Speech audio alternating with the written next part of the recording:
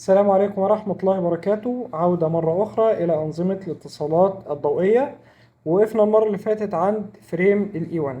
ال E1 هو أول مرحلة في أنظمة ال BDH، وال BDH هي أنظمة بتسمى البلي سينكرونس ديجيتال هيراركي.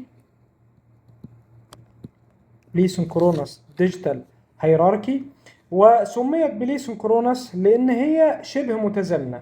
وشبه متزامنة ليس معناها أنها ليست متزامنة، ولكن التزامن فيها يتم بين إيه؟ بين اتنين مالتبلكسر قصاد بعض. إزاي؟ يعني لو أنا عندي سبسكرايبرز متوصلين على الجهاز اللي هو A، وعندي سبسكرايبرز متوصلين على الجهاز اللي هو B، وتمت عملية الدمج عن طريق هذا الديفايس المسمى بالبي دي اتش.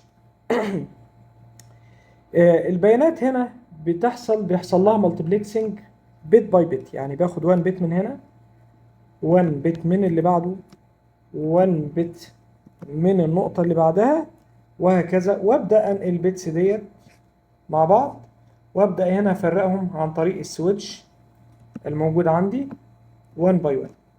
اذا ايه لازم في اي نظام ديجيتال ان السويتش في الترانسميتر يكون متزامن مع السويتش في الريسيفر. اذا انا عندي تزامن، ولكن التزامن بيتم بين تو نودز، ليس اكثر من تو نودز. وده عمل معايا عيب كبير، ان انا لو عايز اعمل باس ثرو، يعني انا عندي مثلا ده، يعني هنحاول نشيل كده.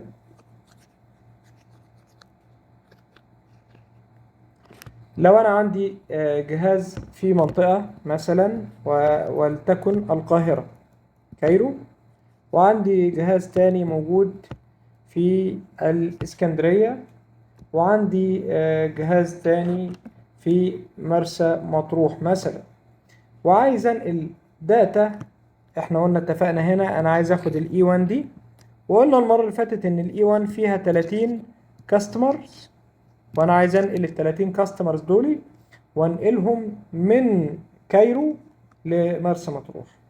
فانا همشي كده وهمشي هنا، وانا عايز اقول للجهاز اللي موجود في الاسكندرية لو سمحت انا مش محتاج اي حاجة من الداتا ديت، فمررها.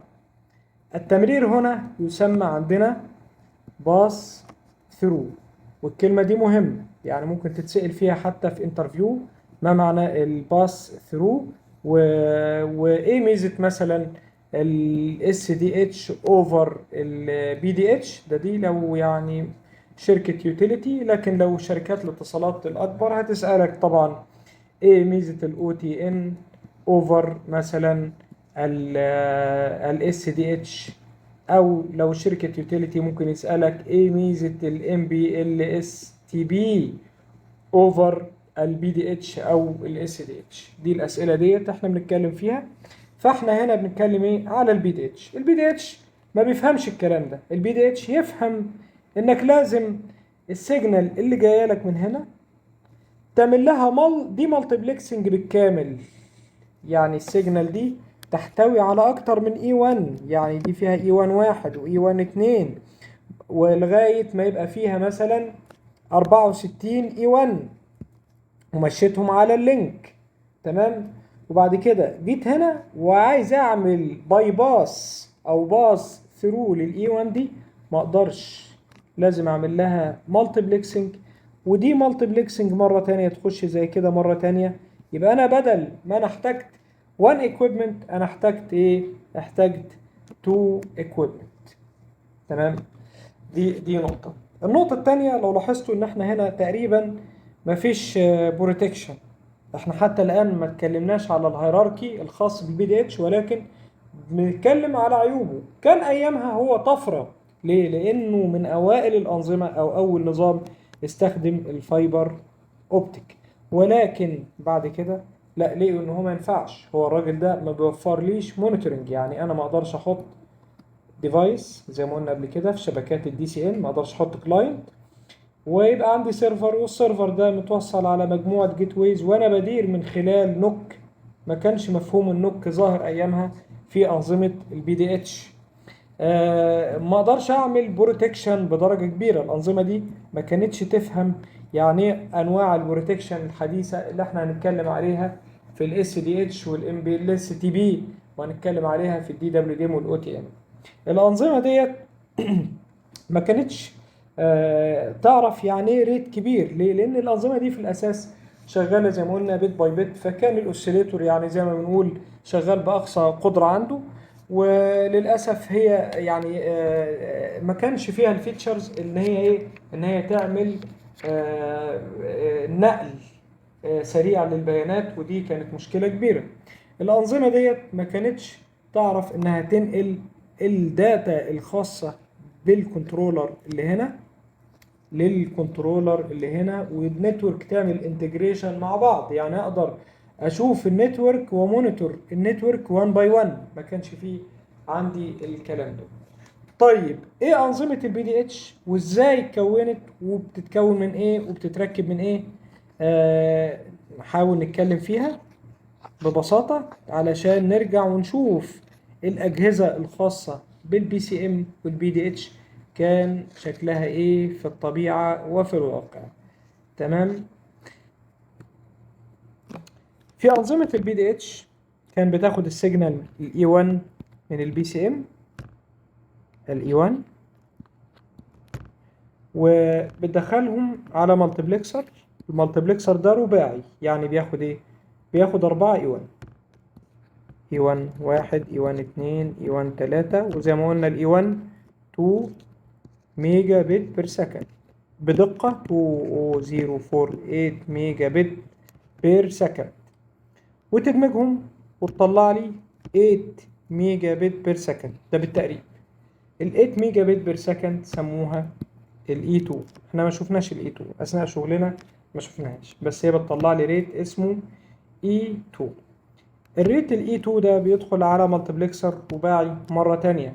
المالتيبلكسر بياخد 4 اي 2 ويطلعهم اي 3. الاي 3 احنا شفناه بصراحة، والريت ده كان شهير عندنا في مجال الاتصالات، وده 34 ميجا بت بير سكند. تمام. بعد كده بيخش على مرحلة تانية من المالتيبلكسنج. احنا يعني لازم نلاحظ ان الصعوبة هنا الهيراركي ماشي 1 باي 1، مالتيبلكسر باي مالتيبلكسر. اذا لو انا عايز اعمل باي باس لسيجنال لازم اعمل لها اكستراكشن من الهاي اوردر لللو اوردر، من هاير ليفل تو ذا لور ليفل. لو بصينا كده هنلاحظ ان احنا ايه مالتيبلكسر رباعي ايضا، نخش عليه 4 اي 3 ويطلع لي كام؟ يطلع لي اي 3 اي 3 اي 3، ويطلع لي حاجه اسمها الاي 4، ودي كانت الاشهر. في ريت بعدها اي 5 بس مش هنتكلم فيه. والريت ده كان 140 ميجا بت بير سكند، وده كان طفره ايامها، لان احنا قلنا قبل النظام ده كان شغال عندنا انظمه انالوج بتستخدم الفريكوانسي ديفيجن مالتيبلكسنج وبتشيل 960 تشانل. لكن احنا هنا بنتكلم ايه؟ بنتكلم في 70 اي 1 تقريبا. كل اي 1 بتشيل 30 سبسكرايبر، فانا عن 3 في 7 ب 21، يعني 2100 سبسكرايبر بكواليتي اعلى، لان الديجيتال سيستم الانالوج كان فيه مشاكل كتير. بديستانس اكبر لان انا مشيت على فايبر، وزي ما قلنا قبل كده ان الفايبر من مميزاته ان هو ليه ايه؟ لو اتنويشن. فالفايبر كان بيقدر يمشي مسافات اكبر بكتير من الكواكسال كيبل. في الكواكسال كيبل كانوا قديما بيحتاجوا ان هو يحط ريبيتر كل 4 كيلو متر تقريبا، ريبيتر يتحط تحت الارض بيمشي هاي تنشن، وفي مخاطره في اصلاحه، واعطاله كتير ومشاكل كبيره، مفيش بروتكشن، مفيش مونيتورنج عليه. لكن احنا في انظمه الالياف الضوئيه على الاقل انا هقدر استخدم جهاز او تي دي ار، واقدر اشوف اللوكيشن بتاع الفولت بسهوله. هقدر الكيبل نفسه ارخص، القطر بتاعه اقل، صيانته اسهل، مفيش فيه مخاطر التعرض لصعقات كهربية زي انظمة الانالوج، عمره افتراضي اكبر، اغلب المميزات تنحاز الى ايه؟ الكوابل الالياف الضوئيه. الباندويدث تقريبا هو ليميتد، لكن هو تقريبا انليميتد.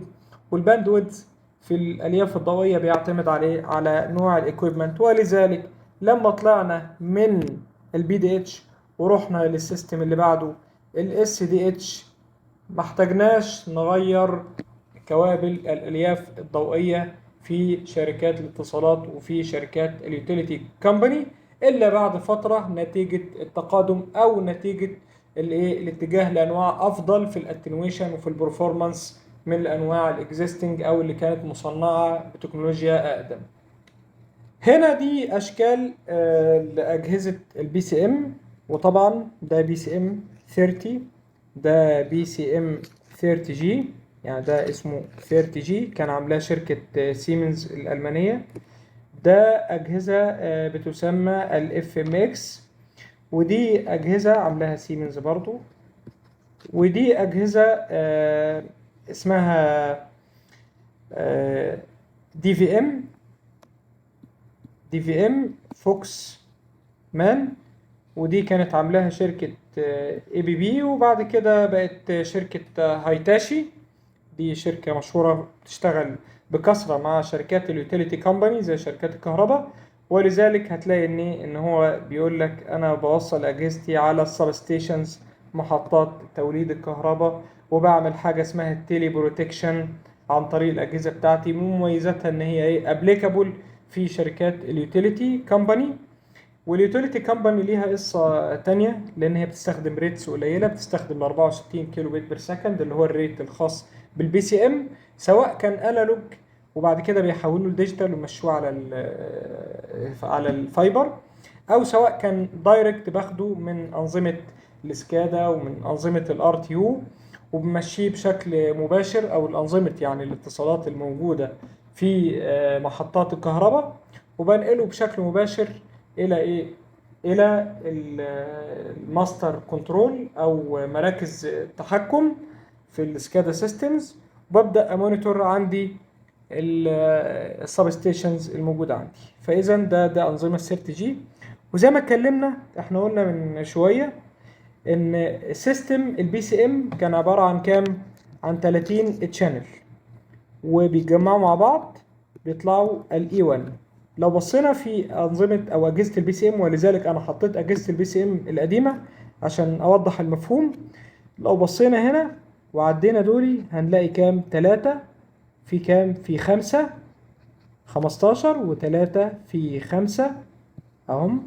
دول 3 بس في 5 يدينا كام؟ يدينا 15. العدد الكلي في الانست في الوحدة الواحدة هو كام؟ 30 تشانل. وكان من ظهرها بيطلع الاي 1 عبارة عن ايه؟ عبارة عن 2 سلك تويستد بير تي اكس وار اكس، وهي عبارة عن ديجيتال سيجنال. والأنظمة ديت كان ممكن أوصل عليها أنالوج سيجنال، وهي تعمل لها الإيه؟ السامبلينج والكوانتايزيشن والكودينج، وتحولها لي ل فيرست ليفل اوف بي دي اتش اللي هو الاي 1.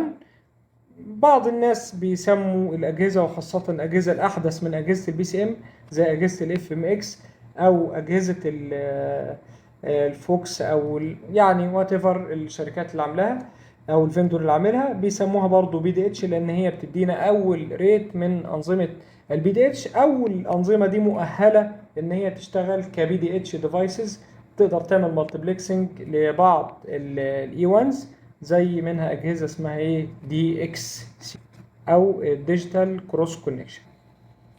ده شكل فريم الاي 1 اللي اتكلمنا عليه، وادي ال 125 مايكرو سكند. ده طبعا التايم. احنا لو قسمنا الثانيه احنا قلنا بناخد 8000 سامبل، فواحد على 8000 هيدينا 125 من 1000 من آسف 125 من 10000، فتدينا كام؟ 125 مايكرو سكند. وده التايم ده مهم جدا، هيفضل معانا حتى في الفريمز الخاصة بالاس دي اتش بعد كده. البلوك دايجرام للبي سي ام، ولازم ادي هنا الانالوج تو ديجيتال كونفرتر، انالوج تو ديجيتال كونفرتر، وهنا عمليات الدمج. وده طبعا زي ما قلنا لازم كلوك في اي نظام حتى لو هو بلي سينكرونس فهو بيحتاج للكلوك. ده طبعا البي سي ام 30. زي ما قلنا احنا عندنا اتنين نظام، بي سي ام 30 والبي سي ام 24. البي سي ام 30 بيبقى فيه كام؟ فيه 30 تشانل، والبي سي ام 24 فيه 24 تشانل. منهم تشانل في ال 24 بتستخدم للفريمنج والسيجنالينج، لكن في البي سي ام 30 انا عندي 2 تشانلز او 2 بايتس مستخدمين للسيجنالينج والفريمنج. ده البي دي اتش بيسكس، ودي اللي اتكلمنا فيه ان انا بدمج اكتر من 2 ميجا رباعي ويطلع لي 8 ميجا اللي هي الاي 2، وهكذا عمليات الدمج بتتم الى 140. ده كان الاشهر، وبعد كده في بعض الدول وبعض الشركات انشأت ال 565، ولكن ما يعني لم ينله قدر من النجاح. وبذلك نكون وضحنا المفاهيم الأساسية النهاردة للبي سي ام والبي دي اتش والفرق بينهم، وايه الريتس المستخدمة في البي سي ام والبي دي اتش. انتوا ممكن تدوروا عليهم، احنا مجرد بنديلكم مفاتيح لأنظمة الاتصالات. وإن شاء الله نستكمل المرة القادمة ال SDH Systems، وإن شاء الله في مرات أكتر بعد كده إن شاء الله نتعمق فيهم، نتعمق في الترابل شوتينج. ولكن إحنا ما زلنا في عملية شرح الأساسيات ببساطة في مجال الاتصالات الضوئية، بتوضيح المفاهيم الأساسية فيها وإزاي اتبنت الأنظمة دي. أشكركم لحسن الاستماع، والسلام عليكم ورحمة الله وبركاته.